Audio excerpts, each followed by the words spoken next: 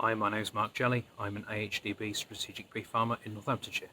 I've been asked to talk about compact calving periods and how to manage them. So we used to run a Hereford Friesian flying herd. Replacements were brought in, and obviously managing the calving period was quite easy because we could manipulate it. We're now moving quite rapidly over to a breed your own replacements policy, and to that end we have got to manage our calving period a lot more carefully. We had a major TB outbreak which affected cow numbers, and last year we had a 15-week calving period, which we're trying to get down.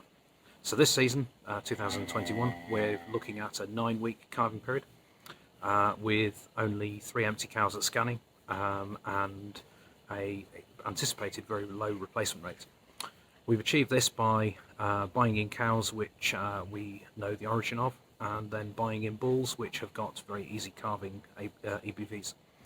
The easy calving means generally the calves are smaller than what we've been having from the continental bulls that have been in the herd previously, but it also means that the cow recovers quicker after calving, and it makes the post-calving recovery easier to manage.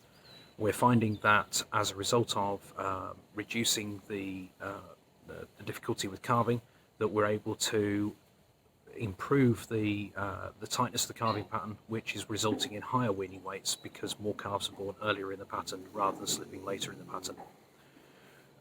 The post-calving care is quite important, but we're actually setting up for this at least a month in advance of the calving date. We're doing that to ensure that colostrum quality is correct, meaning that post-calving calf management is a lot easier, and the magnesium levels, the other mineral levels within the rations are also correct, and we found this has made a big difference to our post-calving recovery. We're then moving on to ensure that the cows are managed correctly when they go out to grass. So they go out to grass onto good grazing, and they are managed on a rotational grazing basis to ensure that the grass in front of them is adequate to ensure they cycle as quickly as possible after they go back out to grass. It all seems to be working. The cow behind me, for example, she's 35 months old. She calved last year. She's calved again this year.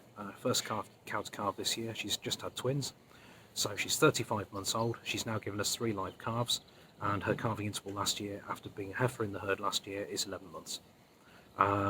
It's proving to me that we can make the system work, and I don't believe necessarily that it's breed specific or anything like that. I think it comes down entirely to management and ensuring that the cow is in best condition possible to get back in calf as soon as possible after she gives birth.